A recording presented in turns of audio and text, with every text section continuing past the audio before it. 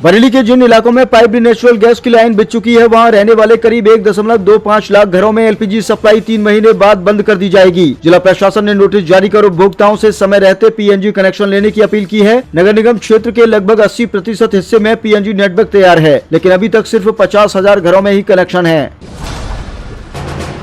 बरेली शहर में विकास को रफ्तार देने के लिए बीडीए की 95वीं बोर्ड बैठक में कई अहम फैसले लिए गए। दिल्ली लखनऊ हाईवे के पास 126 हेक्टेयर में नई इंडस्ट्रियल टाउनशिप बनाई जाएगी, जिसके लिए करीब 600 किसानों से जमीन लेकर उन्हें 4 गुना तक मुआवजा दिया जाएगा। इसके साथ ही 1000 हेक्टेयर में इंडस्ट्रियल कॉरिडोर विकसित करने की प्रक्रिया को भी तेज कर दिया गया है।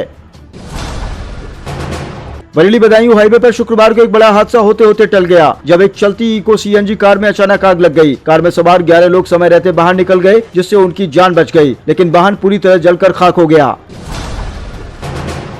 बरेली शहर का आरटीओ कार्यालय जल्द ही परसाखेड़ा में नई बिल्डिंग में शिफ्ट होने जा रहा है। करीब 1200 वर्ग मीटर में बने इस भवन का 90% काम पूरा हो चुका है और 15 मई तक हैंडओवर के बाद शिफ्टिंग शुरू होगी। फिलहाल आरटीओ दफ्तर अलग अलग जगहों से संचालित हो रहा है, लेकिन नए परिसर में सभी सेवाएं एक ही जगह उपलब्ध होंगी।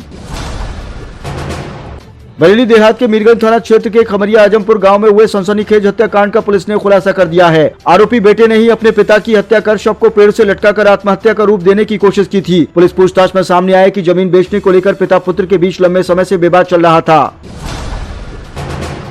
उत्तर प्रदेश में अम्बेडकर जयंती के बाद कई जगहों पर तनाव देखने को मिला। मुरादाबाद और वाराणसी में विवाद हिंसक झड़पों में बदल गया, जिसमें कई लोग गंभीर रूप से घायल हो गए। मुरादाबाद के ठाकुर द्वारा क्षेत्र में अम्बेडकर मूर्ति खंडित होने की खबर पर दो पक्ष आमने सामने आ गए। पत्थरबाजी, मारपीट और फायरिंग की घटनाएं भी सामने आईं। सीएम योगी आदित्यनाथ ने गोरखपुर में आयोजित जनता दर्शन में लोगों की समस्याएं सुनते हुए अधिकारियों को सख्त निर्देश दिए कि शिकायतों का समयबद्ध और प्रभावी समाधान किया जाए। लापरवाही बर्दाश्त नहीं होगी। इसी बीच सीएम योगी का पश्चिम बंगाल दौरा भी तय है।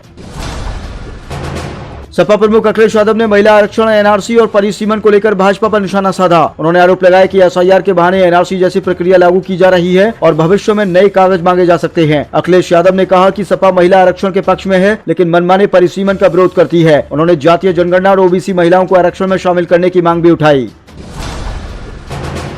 इलाहाबाद हाईकोर्ट की लखनऊ बेंच ने कांग्रेस नेता राहुल गांधी के खिलाफ कथित दोहरी नागरिकता के मामले में एफआईआर दर्ज करने का आदेश दिया है। कोर्ट ने कहा कि पहले एफआईआर दर्ज की जाए और फिर मामले की जांच सीबीआई को सौंपी जाए। यह फैसला उस याचिका पर आया है जिसे कर्नाटक के भाजपा कार्यकर्ता एस विघ्नेश सिंह ने दाखिल किया था।